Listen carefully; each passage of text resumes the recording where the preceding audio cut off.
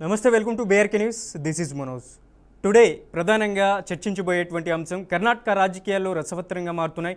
ఇటువంటి పరిస్థితుల్లో కర్ణాటకలో కీలకమైనటువంటి రాజకీయ పరిణామాల నేపథ్యంలో డీకే శివకుమార్ జూన్ 3వ తారీఖున కర్ణాటక సీఎంగా బాధ్యతలు చేపట్టనున్నారు.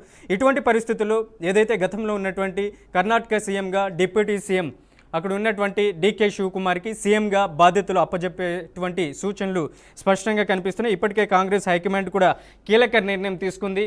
డీకే శివకుమార్కి మరో 2 సంవత్సరాల పాటు ఆయనే కర్ణాటక సీఎంగా కొనసాగనున్నారు. గతంలో ఉన్నటువంటి సీఎంగా సిద్ధరామయ్య ఆయన కేవలం హైకమాండ్ ఇచ్చినటువంటి నిర్ణయంతో ఆయన రాజకీయాల్లో ఏదైతే ప్రధానంగా ఢిల్లీలో ఉన్నటువంటి రాజ్యసభ టికెట్ కేటాయిస్తామని సిద్ధరామయ్యకి కాంగ్రెస్ హైకమాండ్ సూచించింది. కానీ సిద్ధరామయ్య సుముఖత వ్యక్తం చేశారు. ఈ విషయంలో ఆయన రాజ్యసభ టికెట్ని ఏదైతే విస్మరించేటువంటి ప్రయత్నం చేశారు. నేను ఢిల్లీ రాజకీయాలకి వెళ్ళబోను, కర్ణాటక రాజకీయాల్లోనే ఉండబోతున్నాను, ఎమ్మెల్యేగానే కొనసాగుతాననేసి కూడా సిద్ధరామయ్య సూచించారు. ఇటువంటి పరిస్థితుల్లో తాజాగా డీకే శివకుమార్కి సీఎం పగ్గాలు అప్పజెప్తున్నటువంటి తరుణంలో కర్ణాటక రాజకీయ పరిణామాలు శరవేగంగా మారుతున్నాయి. ఇటువంటి పరిస్థితుల్లో డీకే శివకుమార్ కర్ణాటక సీఎంగా ప్రమాణ స్వీకారం చేయడానికి ఇక 2-3 రోజుల సమయం మాత్రమే ఉంది.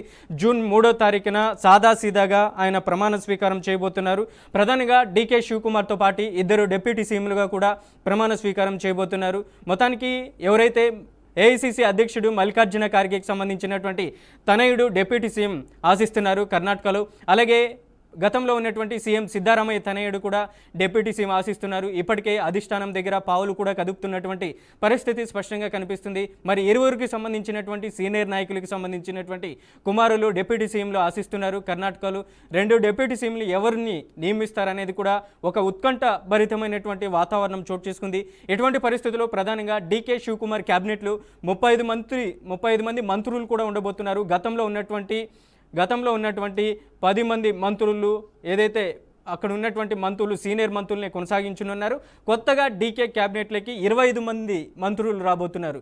యువత, మైనార్టీకి సంబంధించినటువంటి అలాగే ఏదైతే క్రియాశీలకంగా ప్రభావవంతమైనటువంటి కర్ణాటక రాష్ట్రంలో ఉన్నటువంటి ఈ మంత్రుల్ని డీకే శివకుమార్కి సంబంధించినటువంటి క్యాబినెట్ 25 మంత్రులకి సంబంధించినటువంటి పోర్టుఫోలియోలు కూడా ఇప్పటికే ఏఐసీసీ హైకమాండ్ దగ్గర ఉన్నాయి. ఏఐసీసీ హైకమాండ్ కూడా ఏదైతే డిప్యూటీ సీఎంగా ప్రధానంగా ఏఐసీసీ అధ్యక్షుడు మల్లికార్జున ఖార్గే తనయుడు అలాగే గతంలో ఉన్నటువంటి సీఎం సిద్ధరామయ్య తనయుడు ఇద్దరికి కేటాయించేటువంటి అవకాశాలు కూడా కనిపిస్తున్నాయి. మరొకవైపు హోంశాఖ మంత్రి పరమేశ్వర్ కూడా డిప్యూటీ సీఎం ఆశిస్తున్నారు. మొత్తానికి జూన్ 3వ తారీఖున సీఎంగా సిద్ధరామయ్య ప్రమాణ స్వీకారం ఏదైతే ఆయన ప్రమాణ స్వీకారానికి ఇప్పటికే ఆహ్వానించారు.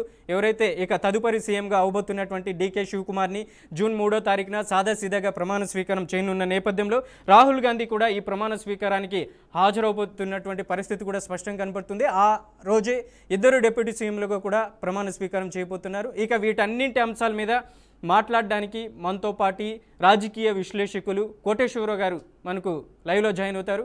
కోటేశ్వరరావు గారు నమస్తే అండి. నమస్తే కోటేశ్వరరావు గారు, ఎలా చూడొచ్చు అంటారు? గత 3 సంవత్సరాలు సీఎంగా సిద్ధరామయ్య కొనసాగారు. ఇక ఏదైతే కర్ణాటకలో దాదాపుగా రాజకీయ సమీకరణాలు వేగంగా మారి ఆ తర్వాత సీట్ షేరింగ్లో భాగంగా ఏదైతే 2.5 సంవత్సరం సిద్ధరామయ్య 2.5 సంవత్సరం డీకే శివకుమార్కి ప్రతిపాదించినటువంటి మేరకే ఇప్పుడు డీకే శివకుమార్ కర్ణాటక సీఎంగా జూన్ 3వ తారీఖున ప్రమాణ స్వీకారం చేయబోతున్నారు. ప్రమాణ స్వీకారం చేయబోతున్నటువంటి వేళ డీకే శివకుమార్కి కర్ణాటక రాష్ట్రం పెద్ద బాధ్యతలు కాంగ్రెస్ హైకమాండ్ అప్పజెప్పింది. ఎలా ఉండబోతాయి తదుపరి రాజకీయాలు? మీరు చెప్పినట్టుగా కర్ణాటకలో పవర్ షేరింగ్ 2.5 సంవత్సరాలు అనేటువంటిది మొట్టమొదట్లో కాంగ్రెస్ వాళ్ళే చెప్పినటువంటి అంశం. అయితే సిద్ధరామయ్య 2.5 సంవత్సరాలకు దిగటానికి ఆయన సిద్ధపడలేదు. 6 నెలల పాటు ఆయన మొరాయించి ఎట్టకేలకు తప్పుకోవాల్సి వచ్చింది. అయితే అఫీషియల్గా ఎందుకు రాజీనామా చేశారో మనకైతే తెలియదు. అన్అఫీషియల్గా కాంగ్రెస్లో ఉన్నటువంటి ముఠా కుమ్ములాట్లు, అధికారం కోసం కుమ్ములాట్లు అనేటువంటి ప్రధానమైనటువంటి అంశం. అది అందరికీ తెలిసినటువంటి బహిరంగ రహస్యం. సిద్ధరామయ్య ఎందుకు రాజీనామా చేశాడో ఇంతవరకు కాంగ్రెస్ అధిష్టానం వరకు ప్రకటించలేదు. చెప్పాలి కదా జనానికి, ఫలానా కారణాలతోటి అని చెప్పాలి. లేదు మా పార్టీలో ఉన్నటువంటి ఏర్పాటుకు అనుగుణంగా మేము ఇట్లా చేసామని అదైనా చెప్పాలి. ఏమీ చెప్పకుండా గేమ్ ఆడుతున్నారు అనేది ఒకటి. రెండవది డికే శివకుమార్ మీద ఇప్పుడు ఆయనకి అఫీషియల్ గా ఇంకా 2 సంవత్సరాలు అంటే 2028 మేలో ఎన్నికలు జరగాల్సి ఉంది. ఆ మేరకు 2 సంవత్సరాలు అధికారం ఉన్నప్పటికీ చివరి 6 నెలలు ఎన్నికల వ్యవహారంగానే ఉంటుంది తప్ప ఖచ్చితంగా చెప్పాలంటే 1.5 ఏళ్ల మాత్రమే ఆయన పరిపాలన సాగిస్తారు. ఈ 1.5 ఏళ్ల కాలంలో అద్భుతమైనటువంటి ఇప్పుడున్నటువంటి దానికి మించి ఏదో అద్భుతమైనటువంటి అద్భుతాలు సృష్టిస్తారని ఎవరు అనుకోవాల్సినటువంటి అవసరం లేదు. ఎందుకంటే డికే శివకుమార్ ఆయనకున్నటువంటి అర్థబలం అంగబలంతో గత 2023లో జరిగినటువంటి ఎన్నికల్లో కాంగ్రెస్ ని గెలిపించడంలో ఆయన ప్రధాన పాత్ర వహించారు. అయితే సామాజిక సమీకరణాలు ఇతరత్ర అనేక కారణాల రీత్యా ఆయన మీద ఉన్నటువంటి కేసులు కావచ్చు, లేదా బీజేపీ బెదిరించి జైల్లో పెట్టడము, ఇటువంటివన్నీ కూడా ఉన్న కారణంగా ఆయన మెల్లగా తగ్గాడు. కానీ 3 సంవత్సరాలు గడిచిన తర్వాత ఇంకా ఆ పదవి లేకపోయేట్లయితే ఇంకా నేనెందుకు, పార్టీ ఎందుకు అనే పరిస్థితుల్లో వచ్చాయి. అందుకనే అధిష్టాన వర్గం అనివార్యమై సిద్ధరామయ్యను ఒప్పించి లేదా మ్యాండేట్ ఇచ్చి మీరు దిగిపోవాల్సిందే అనేటువంటి ఆదేశాలతో ఆయన రాజీనామా చేయి. అయితే మరి ఈ 1.5-2 సంవత్సరాల కాలంలో మరి సిద్ధరామయ్య వర్గానికి, లేకపోతే ఆల్ ఇండియా అధ్యక్షుడిగా ఉన్నటువంటి ఖర్గే వర్గానికి ఇవన్నీ కూడా ఏ విధంగా సర్దుబాటు చేస్తారు? మీరు చెప్పారు 2 ఉప ముఖ్యమంత్రులని. ఇద్దరేముంది, 6 మంది అయినా ఉప ముఖ్యమంత్రులు పేరు హోదా ఇవ్వటమే కదా, మంత్రులకి ఆ పేరు తగిలించడం తప్ప అంతకుమించి వాళ్ళకి ప్రత్యేకమైనటువంటి అధికారాలు ఏమీ ఉండవు. వాళ్ళు ప్రచారం చేసుకోవడానికి, మేము డిప్యూటీ సీఎంలు ప్రచారం చేసుకోవడానికి పనికొచ్చేది తప్ప మనం చూసాం. జగన్మోహన్ రెడ్డి గారి హయాంలో 5 డిప్యూటీ సీఎంలు ఉన్నటువంటి తీరు మనం చూసాం. పోనీ ఆ విధంగా ఇచ్చినటువంటిది ఏమన్నా జగన్మోహన్ రెడ్డి గారికి ఏమన్నా ప్రయోజనం చేకూరిందా అంటే అలాంటిది ఏమీ లేదు. రేపు కాంగ్రెస్ పెర్ఫార్మెన్స్ బట్టి మొత్తం ఈ మధ్యవర్గ మార్పులు ఇవన్నీ కూడా 2028లో జరిగేటువంటి ఎన్నికల్లో ఎట్లా ఉంటాయనేటువంటిది డికే శివకుమార్ మీద చాలా పెద్ద బాధ్యత అనేది చెప్పక తప్పదు. కోటేశ్వరరావు గారు, ఇప్పుడు ఆశిస్తున్నటువంటి విధంగా ఎవరైతే కాంగ్రెస్ ఏఐసీసీ అధ్యక్షుడు మల్లికార్జున ఖర్గే తనయుడు డిప్యూటీ సీఎం ఆశిస్తున్నారు, అలాగే మరొకరు ఏదైతే మొన్నటి వరకు ఉన్నటువంటి సీఎం సిద్ధరామయ్య తనయుడికి కూడా ఇస్తే బాగుంటుందనేది కూడా కాంగ్రెస్ హైకమాండ్ దగ్గర ఇప్పటికే అక్కడ చర్చలు జరుగుతున్నటువంటి పరిస్థితి ఉంది. మరొకరు అక్కడ ఉన్నటువంటి హోంశాఖ మంత్రి పరమేశ్వరన్ కూడా డిప్యూటీ సీఎం ఆశిస్తున్నారు. ఎవరికి ఇచ్చేటువంటి అవకాశాలు మెండుగా ఉంటాయంటారు కర్ణాటకలో? మీరు చెప్పినటువంటి ముగ్గురికి ఇవ్వచ్చు, లేదా ఇంకా ఇతర సామాజిక తరగతుల ఓట్లని లేదా వాటిని ఎట్లా రాబట్టాలంటే ఇతరులకు కూడా ఇంకెవరికైనా కూడా ఇవ్వచ్చు. ఇతరులు కూడా అటువంటి డిమాండ్ కూడా చేయొచ్చు. నిజానికి డిప్యూటీ సీఎం అనేటువంటి పదవి రాజ్యాంగబద్ధమైనటువంటి ఏం కాదు. వాళ్ళు పెట్టుకున్నటువంటి డిప్యూటీ సీఎం హోదా అనేటువంటిది చెప్పుకోవడానికి తప్ప దానికి ప్రత్యేకమైనటువంటి అధికారాలు కూడా ఏమి ఉండవు. ఒక మంత్రికి డిప్యూటీ సీఎం అంటారంటే 2 మంత్రులు అనొచ్చు, 3 మంత్రులు అనొచ్చు, లేదా 4 మంత్రులకు డిప్యూటీ సీఎం అనొచ్చు తప్ప దానికి ప్రత్యేకంగా ఉండదు. రాజకీయ నాయకుల లేకపోతే ఆయా పార్టీల్లో ఉన్నటువంటి వర్గాల ఇగోలను సాటిస్ఫై చేయడానికి లేదా ఎన్నికల ఎత్తుగడలుగా ఇట్లాంటివి ఇస్తున్నారు తప్ప వాటికి ప్రత్యేకమైనటువంటి అధికారాలు అట్లాంటివి ఏమీ ఉండవు. అందుకని ఎంతమందికైనా ఇవ్వచ్చు. అయితే ఇక్కడ సమస్య ఏంటంటే ఎంతమందికి ఇచ్చినా కానీ మంత్రివర్గ కూర్పులో మరి సిద్ధరామయ్య అభిమానులుగా ఉన్న వాళ్ళకి లేదా సిద్ధరామయ్య అనుయాయులుగా ఉన్నటువంటి వాళ్ళకి ఎన్ని పదవులు ఇస్తారు? మరి మల్లికార్జున ఖర్గే ఆయన కూడా ఆశాభంగం చెందాడు ముఖ్యమంత్రి పదవిలో ఉండాలని. మరి ఆయన వర్గానికి ఎన్ని పదవులు ఇస్తారు? ఈ పదవుల పందారం ఇది కనుక సున్నితమించేట్లయితే, అంటే ఈ వీళ్ళు కనుక పదవుల దగ్గర కొట్టుకునేట్లయితే అది రాబోయేటువంటి అసెంబ్లీ ఎన్నికల మీద పడుతుంది. ఆ అసెంబ్లీ ఎన్నికల మీద పడినప్పుడు జరిగేది ఏంటంటే అందరూ కుప్పకూలిపోతారు. సున్నితమించితే అధికార కుమ్ములాట్లు కనుక పెరిగేట్లయితే అన్ని ముఠాలు కూడా దెబ్బతింటాయి. అసలు కాంగ్రెస్కే అధికారం పోయినా కూడా ఆశ్చర్యం లేదు. అందుకని ఏం చేస్తారు ఏమిటనేటువంటిది వాళ్ళ యొక్క విజ్ఞత మీద ఆధారపడి ఉంటుంది. అటువంటి వాళ్ళని కాంగ్రెస్ అధిష్టానం వరకు కంట్రోల్ చేస్తుందంటే కంట్రోల్ చేస్తుందని కూడా నేనైతే అనుకోవట్లేదు. ఇప్పుడు కర్ణాటకలో జరిగినటువంటి పరిణామం రేపు కేరళలో పునరావృతం కాదని కూడా మనం చెప్పలేము. ఎందుకంటే ముఖ్యమంత్రి పదవిని ఆశించినటువంటి వాళ్ళు అనేక మంది ఉన్నారు. ఆ అనేక మందిలో మరి ఇంకా మళ్ళా ఆ తర్వాత జరగబోయేటువంటి 5 సంవత్సరాల్లో కేరళలో అధికారం గ్యారెంటీ లేదు కనుక మరి ఇప్పుడే మాకు కూడా మన కర్ణాటక మాదిరి ఏమన్నా ముఖ్యమంత్రి పదవులను పంచుతారా అనేటువంటి డిమాండ్‌ని తీసుకొచ్చినా ఆశ్చర్యం లేదు.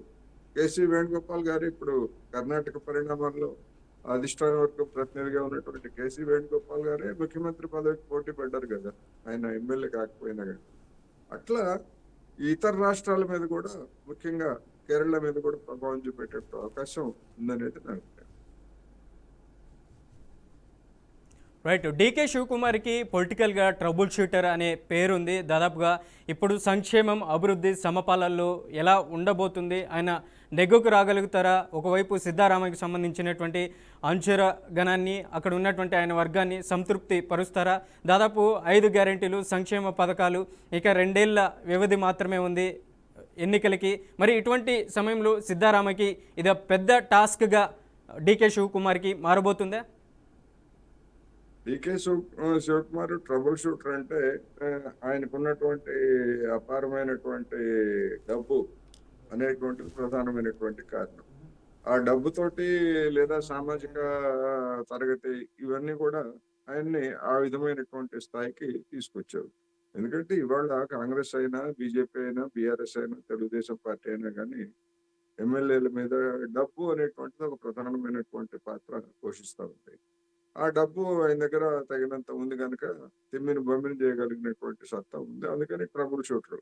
ట్రబుల్ షూటర్ అంటే మొత్తం ప్రభుత్వ విధానాల వైఫల్యాన్ని ఆయనేమి సరిదిద్దగలరా అనేటువంటిది సమస్య. ఇప్పటికే అక్కడ వాళ్ళు వాగ్దానాలు చేసినటువంటి వాగ్దానాలని పూర్తిగా అమలు జరపలేకపోతున్నారు అనేటువంటి విమర్శలు మనం వింటున్నాం. కర్ణాటక కనుక మనకి డీటెయిల్స్ అన్ని పూర్తిగా తెలియవు కానీ వాళ్ళ పెర్ఫార్మెన్స్ కూడా అంతగా లేదు అనేటువంటిది కూడా చెప్తున్నారు. మరి అటువంటి దాన్ని ఒకవైపు పార్టీలో సిద్ధరామయ్య రాజీనామాతో ఏర్పడినటువంటి ముఠా కుమ్ములాట్లు, సిద్ధరామయ్య కూడా మా కుమారుడికి లేకపోతే తన వర్గానికి మంచి మంత్రి పదవులు అంటే ఏంటంటే డబ్బులు సంపాదించుకునేటువంటి పదవులు తప్ప మంచి మంత్రి పదవులు, చెడు మంత్రి పదవులు, లేకపోతే తాలు మంత్రి పదవులు అట్లాంటివి ఉండవు కదా. అందుకని డబ్బులు వచ్చేటువంటి మంత్రి పదవులు, డబ్బులు పిండుకోగలిగినటువంటి మంత్రి పదవులు ఇవ్వమని డిమాండ్ అనేటువంటిది ఆయన వైపు నుంచి వచ్చింది. అదే డిమాండ్ మరి శివకుమార్ అంచర్ల దగ్గర కూడా ఉంటది కదా. 3 సంవత్సరాల నుంచి మీరు అధికారంలో లేరు, ఒక మంత్రిగానే ఉన్నారు తప్ప ఇప్పుడు మనకు 2 ఏళ్ళు అధికారం ఉంది. ఈ 2 సంవత్సరాల్లో మనం ఎంత పిండుకుంటే అంత రేపు ఎన్నికల్లో మనం పెట్టుబడులు పెడతాం. అందుకని మనకే మంచి మంత్రి పదవులు ఉండాలి, డబ్బు వచ్చేటువంటి శాఖలు ఉండాలని ఇటువైపు నుంచి కూడా ఉంటుంది. నేను అందుకే చెప్పాను, ఆ కుమ్ములాట కనుక పెరిగితే అది మొత్తం కాంగ్రెస్కే అక్కడ కర్ణాటకలో నష్టం జరిగేటువంటి అవకాశాలు కూడా ఉంటాయి. రాజకీయంగా ప్రతి కీలకం కర్ణాటకలో చాలా కీలకమైనటువంటి అంశం ఇప్పుడు ఉన్నటువంటి ప్రస్తుత పరిస్థితుల్లో. మరియు జేడీఎస్ ప్రభావాన్ని, కుమారస్వామి ప్రభావాన్ని కర్ణాటకలో తగ్గించగలరా? రాబోయేటువంటి రోజుల్లో బీజేపీ దూకుడికి డీకే శివకుమార్ బ్రేకులు వేయగలిగేటువంటి పరిస్థితి ఉందంటారా? చూడాలి. ఎందుకంటే అక్కడ ఆ బ్రేకులు కనుక వేయకపోయేట్లయితే కర్ణాటకలో బీజేపీ లేదా జేడీఎస్ పార్టీల కూటమికి కనుక బ్రేకులు కనుక వేయకపోయేట్లయితే ఆ తర్వాత 2028 డిసెంబర్లో జరగాల్సినటువంటి తెలంగాణ ఎన్నికల మీద కూడా దాని ప్రభావం పడుతుంది. కర్ణాటక ఎన్నికల్లో ఎట్లాగైతే కాంగ్రెస్ గెలిచిందో ఆ ఊపు తెలంగాణలో కాంగ్రెస్ కార్యకర్తల మీద పనిచేసింది. ఒకవేళ ఏ కారణంతో అయినా ఈ డీకే శివకుమార్ నాయకత్వంలోని పార్టీ లేకపోతే ప్రభుత్వము 2028 ఎన్నికల్లో తిరిగి అధికారానికి రాకపోయేట్లయితే అది ఇక్కడ ఉన్నటువంటి తెలంగాణలో ఉన్నటువంటి కాంగ్రెస్ మీద ఖచ్చితంగా పడుతుంది. అందుకని అధిష్టానం వరకు మరి అవన్నీ కూడా ఆలోచించుకున్నదా లేదా అనేటువంటిది మనం చెప్పలేము. వాళ్ళకు ఉండేటువంటి తలనొప్పులు మనం తెలంగాణలో కూడా చూస్తున్నాం. అనేక మందికి మంత్రి పదవులు వాగ్దానం చేసి మొత్తాన్ని అందరికీ దగ్గరికి తీసుకొచ్చి ఎన్నికల్లో చేయించారు. మరి ఇంకా 4 మంత్రి పదవులు ఖాళీగా ఉన్నాయి. ఇప్పుడు ఇక్కడ కూడా మరి 2.5 సంవత్సరాలు అయిపోయింది కదా, ఖాళీగా ఉన్నాయి. అవి ఎవరికి ఇస్తే మిగిలినటువంటి వాళ్ళకి ఆగ్రహం వస్తుందో లేకపోతే అసంతృప్తి వస్తుందో పార్టీ నుంచి వెళ్ళిపోతారో అనేటువంటి భయంతో మరి ఆ మంత్రి పదవులు కూడా అదేవిధంగా నామినేటెడ్ పోస్టులు ఇవన్నీ కూడా కేటాయించకుండా నాటకం ఆడుతున్నారు కదా ఇక్కడ. అందుకని ఇలాంటి సమస్యలు కర్ణాటకలో కూడా కాంగ్రెస్ కి ఖచ్చితంగా ఉంటాయి. ఇక్కడికంటే ఎన్నికల ముందు జరుగుతాయి కనుక, 6 నెలల ఎన్నికల ముందు జరుగుతాయి కనుక దాని ప్రభావం దీని మీద ఉంటుంది. మరి కాంగ్రెస్ అధిష్టానం వరకు ఈ అంశాన్ని గమనంలో లేవని చెప్పలేము, కానీ ఇక్కడ కూడా డిమాండ్లు తలెత్తే అవకాశం ఉంది. ఇప్పుడు కర్ణాటకలో అధికార మార్పిడి అనేటువంటిది చేసిన తర్వాత ఇక్కడ కూడా ముఖ్యమంత్రిని మార్చాలని అడగొచ్చు, అదేమి అనూహ్యమైనదేం కాదు. లేకపోయేట్లయితే తమకు ఇస్తామన్నటువంటి ఉద్యోగాలు, మంత్రి ఉద్యోగాలు ఇస్తారా లేదా అని కూడా డిమాండ్ కూడా రాబోయే రోజుల్లో వస్తుంది. ఈ శివకుమార్ మంత్రివర్గ ప్రమాణ స్వీకారం చేసిన తర్వాత జూన్ 2వ తారీఖున తెలంగాణ రాష్ట్ర ఆవిర్భావ దినోత్సవం ఉంది కనుక ఆ తర్వాత మళ్ళీ ఇక్కడ కూడా ప్రారంభమవుతుంది ఖచ్చితంగా. అందుకని ఆ విధమైనటువంటి వాటికి కాంగ్రెస్ అధిష్టానం వర్గం మరి తెర తీయకూడదు. తెర తీసిన తర్వాత అందులో ఏం జరుగుతుంది అనేటువంటిది మనం ఊహించలేము. రైట్, మీరు చెప్తున్న విధంగా ఏదైతే కర్ణాటకలో సీఎంని అయితే మార్చారు, అదేవిధంగా తెలంగాణలో కూడా అట్లాంటి ఇదే పరిస్థితి రాబోవచ్చు అంటున్నారు. మనం చూస్తున్న సోషల్ మీడియాలో కూడా పెద్ద ఎత్తున డ్యామేజ్ కంట్రోల్ మోడ్లో కాంగ్రెస్ రేవంత్ని కూడా తప్పిస్తారా, కర్ణాటక తెలంగాణలో కాంగ్రెస్ మళ్ళీ అధికారంలోకి రాదని తేల్చిన సునీల్ కొనుగోలు సర్వే. ప్రధానంగా సునీల్ కొనుగోలే కాంగ్రెస్ పార్టీకి పొలిటికల్ స్ట్రాటజిస్ట్గా ఉన్నారు. ఇప్పుడు కర్ణాటకలో ఆయనే కాంగ్రెస్ పార్టీ అలాగే ప్రభుత్వంలో కూడా సలహాదారుడిగా వ్యవహరిస్తున్నటువంటి పరిస్థితి ఉంది. మరి ఆయన కర్ణాటక నుంచి తెలంగాణకి షిఫ్ట్ చేయబోతున్నారనేటువంటి వార్తలు కూడా వినపడుతున్నాయి. తెలంగాణలో కూడా ఆయనే సలహాదారుడిగా కూడా ఇక ఉండబోతున్నారు రాబోయేటువంటి రోజుల్లో. మరో 6 నెలలు మాత్రమే సీఎం రేవంత్ రెడ్డికి కూడా సమయం కేటాయించేటువంటి అవకాశం ఉంది. ఈ 6 నెలలో సీఎం రేవంత్ రెడ్డికి సంబంధించినటువంటి గ్రాఫ్, సీఎం రేవంత్ రెడ్డికి సంబంధించినటువంటి కార్యకర్తలు అనుచరగణం ఏ విధంగా రాబోయేటువంటి రోజుల్లో క్రియాశీలకంగా వ్యవహరించబోతున్నారనేది కూడా 6 నెలల సమయం అయితే హైకమాండ్ ఇచ్చిందనేది కూడా ఊహాగానాలు వినిపిస్తున్నాయి. మరి కర్ణాటకలో లాగా తెలంగాణలో కూడా అటువంటి పరిస్థితి ఎదురవుతుందంటారా ఫ్యూచర్లో? అలాంటి పోటీ రాజకీయ నాయకులు ఏడు ఉందంటారా? అంటే డికే శివకుమార్ లాంటి బలమైనటువంటి ఒక రాజకీయ నాయకుడు ఇక్కడ లేరు అనేది ఒక వాస్తవం. అది రేవంత్ రెడ్డి గారికి ప్లస్ పాయింట్ అవుతుంది.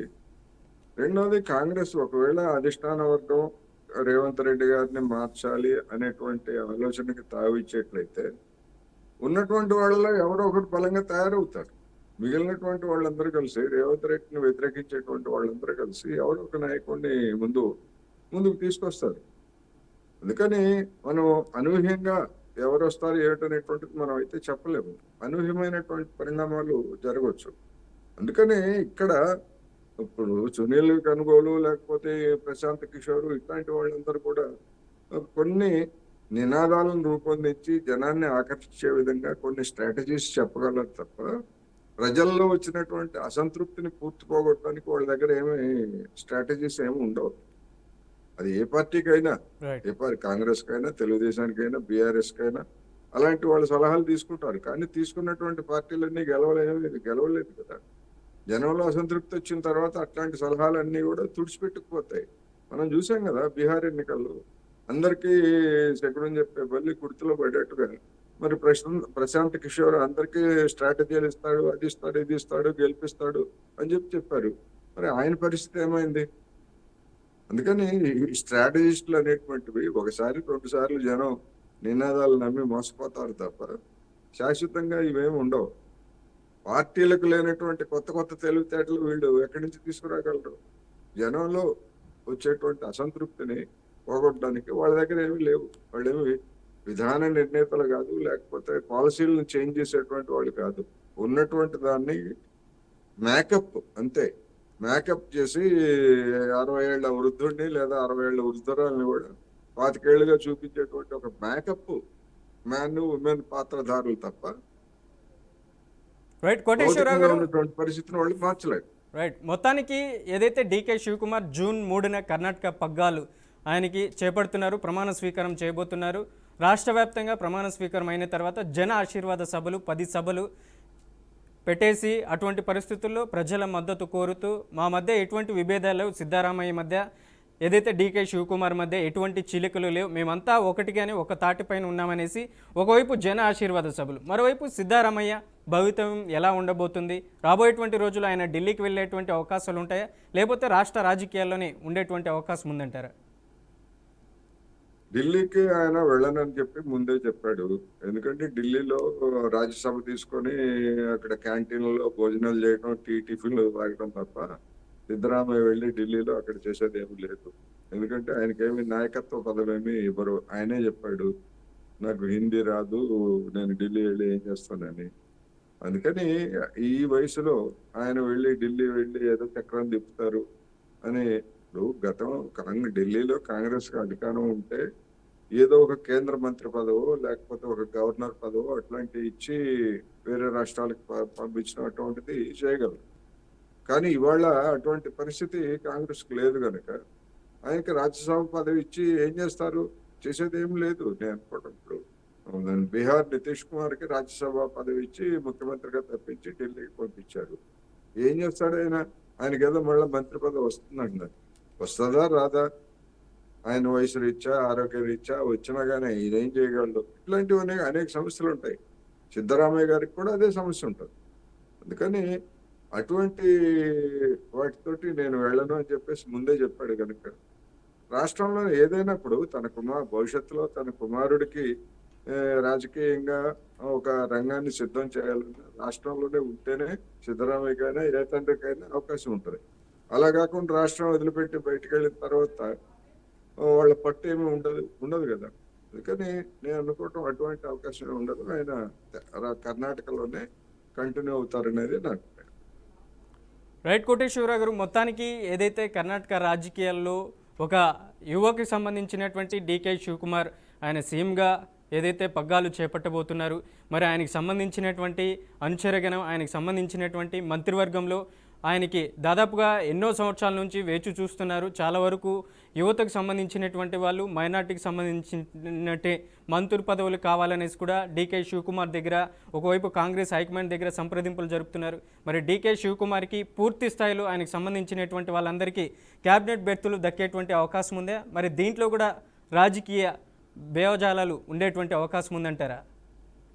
అందరికీ బెర్తులు ఏ వర్గానికి కూడా, సిద్ధరామయ్య వర్గానికి కావచ్చు, ఖర్గే వర్గానికి కావచ్చు, లేదా డీకే శివకుమార్ వర్గానికి కావచ్చు, ఇంకా ఏదన్నా వర్గాలు ఉన్నా కానీ అందరినీ సంతృప్తి పరచడం అనేటువంటిది సాధ్యమయ్యేటువంటిది కాదు. ఎందుకంటే ఎక్కువ మంత్రివర్గ పదవులు ఉండవు కదా. గతంలో పార్లమెంటరీ కార్యదర్శుల పేరుతోటి ఒక జంబో అంటే క్యాబినెట్ ర్యాంకులు ఇచ్చి ఆ విధంగా సంతృప్తి పరిచేవాడు. ఇప్పుడు మరి అటువంటి పరిస్థితి చేస్తారా? లేకపోతే ఇంకొక రూపంలో క్యాబినెట్ ర్యాంకులు ఇచ్చి సంతృప్తి పరుస్తారా? ఏం చేస్తారు? ఎంత సంతృప్తి పరిచినా కానీ కొత్త కోరికలు పుట్టుకొస్తూనే ఉంటాయి. అధికార దాహానికి అంత ఉండదు. అందుకని ఏం చేస్తారు? ఒకవేళ అది కనుక మరీ మితిమించి మొత్తం జంబో మంత్రివర్గం లేకపోతే క్యాబినెట్ ర్యాంకులతో అందరినీ కనుక నింపేస్తే అది వాళ్ళు ఖాళీగా ఉండరు కదా. ఉద్యోగం ఇచ్చిన తర్వాత ఖాళీగా ఉండరు. కారు ఇచ్చిన తర్వాత తిరుగుతూ ఉంటారు, రకరకాల రాజకీయాలు చేస్తారు. అవి కొత్త తలనొప్పులకు కూడా అవి దోహదం చేసేటువంటి అవకాశం ఉంటుంది. అందుకని ఏం జరుగుతుంది ఏంటనేటువంటిది నిర్దిష్టంగా డీకే శివకుమార్ ప్రమాణ స్వీకారం చేసిన తర్వాత, మంత్రివర్గం ఏర్పాటు చేసిన తర్వాత జరిగేటువంటి పరిణామాలను బట్టి అప్పుడు మనం నిర్దిష్టంగా కొన్ని వ్యాఖ్యలు లేదా పరిశీలనలు చేయవచ్చు అనేది రైట్. కర్ణాటక ఎన్నికలు ఏదైతే 2028లో రాబోతున్నాయి, దానికి సంబంధించినటువంటి ఈ 2 సంవత్సరాల వ్యవధి డీకే శివకుమార్కి అత్యంత కీలకం. ఇటువంటి పరిస్థితుల్లో ఒకవైపు ప్రజలకి కావాల్సినటువంటి సంక్షేమ పథకాలు, మరోవైపు తన వెనువెంటే ఉన్నటువంటి రాజకీయంగా ఉన్నటువంటి నాయకులకి పెద్దపీట వేస్తూ రెండింటినీ సమపాలలో నడపాల్సినటువంటి అవకాశం ఉన్నటువంటి ఇప్పుడున్నటువంటి తరుణంలో ఇటువంటి పరిస్థితుల్లో డీకే శివకుమార్కి ఇది పెద్ద టాస్క్గా మారబోతుంది. ఆయన ఏదైతే ముఖ్యమంత్రి పగ్గాలు చేపట్టినటువంటి ప్రస్తుత తొలి రోజుల్లోనే ఎలా వాటికి పెద్దపీట వేస్తే బాగుంటుంది అనేసి మీరు చెప్తారు? ఇప్పటి వరకు 3 సంవత్సరాలలో వాగ్దానాల అమలు ఏమిటి, వాటి మీద జనం యొక్క తృప్తి సంతృప్తి ఎలా ఉన్నాయి ఏమిటి అనేటువంటిది ముందు మదింపు చేసుకోవాలి. అందువలన ఇప్పటి నుంచే ఎన్నికలను దృష్టిలో పెట్టుకొని వచ్చే ఏడాది బడ్జెట్ కేటాయింపులు కావచ్చు, లేకపోతే ఇప్పుడున్నటువంటి బడ్జెట్ లో కొన్ని మార్పులు చేర్పులు చేసి అలాంటివి ఏమి చేస్తారు ఏమిటనేటువంటిది మనం చూడాల్సి ఉంది. ఆ ఆ విధమైనటువంటి ప్రక్రియ అని ఇప్పుడు, అందుకనే నేను ముందే చెప్పినట్టుగా డికే శివకుమార్ మీద తన యొక్క వర్గాన్ని సంతృప్తి పరచుకోవాలి, వచ్చే ఎన్నికల్లో తన వర్గం యొక్క ప్రయోజనాలు కాపాడుకోవడానికి అవసరమైనటువంటి ఏర్పాట్లు చేయాలి. రెండు, ఈ 3 సంవత్సరాల్లో కాంగ్రెస్ ప్రభుత్వం మీద తలెత్తినటువంటి అసంతృప్తిని పోగొట్టాల్సినటువంటి బాధ్యత కూడా చివరికి ఈయన మీదే ఉంటది. రేపు ఎన్నికల్లో ఏదైనా కారణంతో ఓడిపోయేట్లయితే అనవసరంగా నాయకత్వాన్ని మార్చి ఈ విధంగా చెడగొట్టారని చెప్పేసి అధిష్టాన వర్గం మీద కూడా కర్ణాటక కాంగ్రెస్ నాయకులు ధ్వజమెత్తొచ్చు. అందుకని ఏమైనా జరగడానికి అవకాశం ఉంది, ఇది నిజం. అందుకని ఒక విధంగా చెప్పాలంటే ఆయనకి ముఖ్యమంత్రి పదవి అనేటువంటిది హోదా ప్రదర్శించుకోవడానికి బాగానే ఉంటది, కానీ కత్తి మీద సాము, ముళ్ళ కిరీటం ఇట్లాంటి పదజాలాలు వాడుతుంటాం కదా. ఇప్పుడు డికే శివకుమార్ పరిస్థితి అదే అనేది నా అభిప్రాయం. రైట్. కానీ ఆయన డికే ఎట్లా శివకుమార్ వస్తారు ట్రబుల్ షూటర్ అని మనమే చెప్తున్నాం. ఆ ట్రబుల్ షూటర్ మరి ఇప్పుడు ఇంతవరకు వచ్చినటువంటి ట్రబుల్స్ ని ఏ విధంగా పరిష్కరిస్తారు?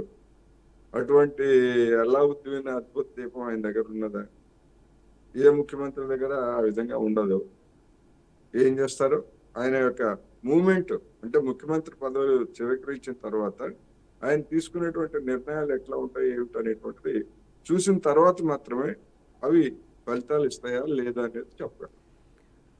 అలాగే డీకే శివకుమార్కి సంబంధించినటువంటి క్యాబినెట్ కూర్పులో దాదాపుగా ఇప్పటికే కాంగ్రెస్ హైకమాండ్ దగ్గర కూడా లాబింగ్ జరిగింది. 32 మంది మంత్రులు డీకే శివకుమార్కి సంబంధించినటువంటి క్యాబినెట్ ఉండబోతుంది అనేసి కూడా కూర్పు ఉండబోతుంది అనేసి ఇప్పటికే కాంగ్రెస్ ఏఐసిసి అధిష్టానం ఇచ్చినటువంటి సూచన మేరకు చాలా వరకు ఆశావాహులు కూడా ఢిల్లీ బాట పట్టారు.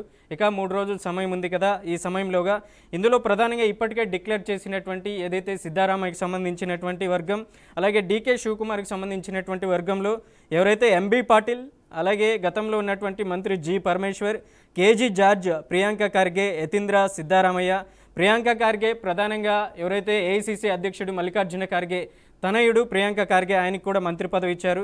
మరొకరు యతీంద్ర సిద్ధారామయ్య, ప్రస్తుతం ఉన్నటువంటి ఏదైతే మొన్నటి వరకు ఉన్నటువంటి సీఎం సిద్ధారామయ్య కుమారుడు యతీంద్ర సిద్ధారామయ్య, ఆయనకు కూడా మంత్రి పదవి ఇచ్చారు. ఇక కేబీ గౌడ, లక్ష్మీ హెబాల్కర్, ఇక బి సురేష్, సంతోష్ లాడ్ పేర్లు కూడా ప్రధానంగా ప్రముఖంగా ఈ 32 మందిలో వినపడుతున్నటువంటి పరిస్థితి కనపడుతుంది.